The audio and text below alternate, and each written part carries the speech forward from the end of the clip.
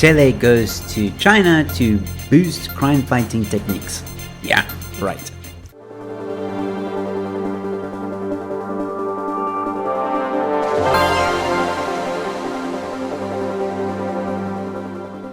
Welcome, ladies and gentlemen, to the News in 5. I'm your host, Joe Emilio. Thanks for tuning in. Yeah, that's right.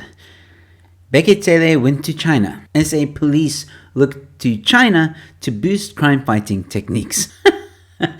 I mean, what? Did Cele go there to learn Kung Fu? Everybody was Kung Fu fighting! Okay, not really, but South African police have turned to China to bolster its law enforcement techniques.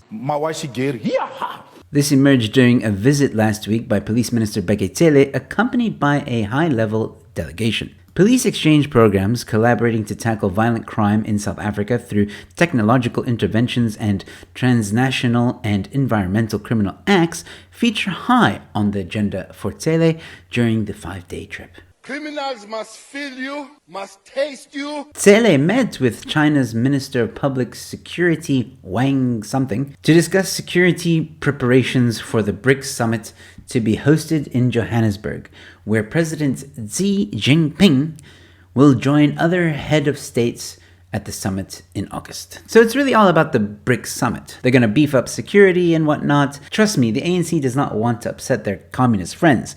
So security will be absolutely tight. They'll probably get the army involved somehow, and they'll have the best of the best bodyguards to protect the VIPs. And let's not forget that while the ANC is protecting their allies, this is happening in South Africa. This morning it was confirmed again by Minister Bheki Cele that South Africa has turned into a complete war zone with regards to crime statistics.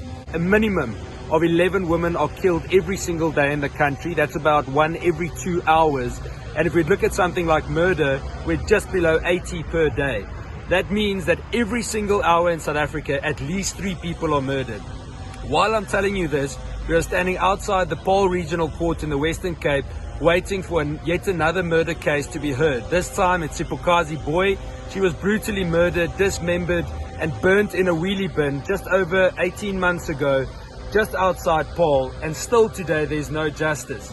The Minister, the President, the Minister of Justice, Correctional Services, they all speak of these victims as though they are just numbers. But to us, they are human beings. There's a name behind that number. It's a sister, a mother, a brother, a father, etc.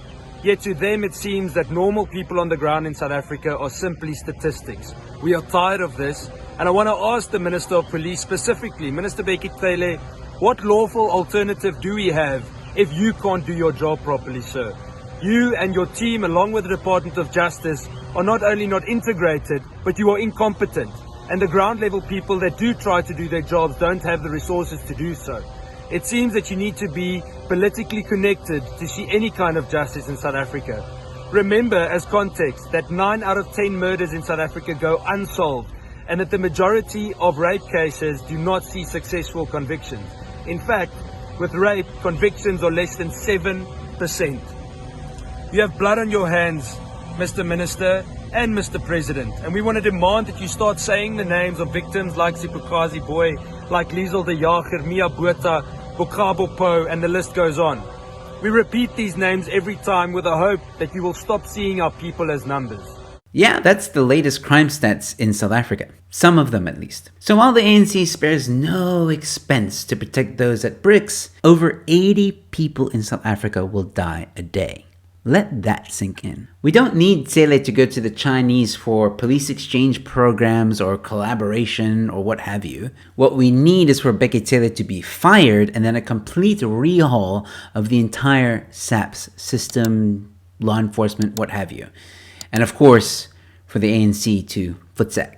And unfortunately, until that is done, South Africans will never be safe. But let me know your thoughts in the comment section below. If you enjoyed this content, you might enjoy these videos. Leave a like and also share the video. And also, while you're here, don't forget to subscribe. Please, I've got more content coming your way. And with that being said, ladies and gentlemen, stay safe, be kind to one another, and I'll see you at the next one. Cheers.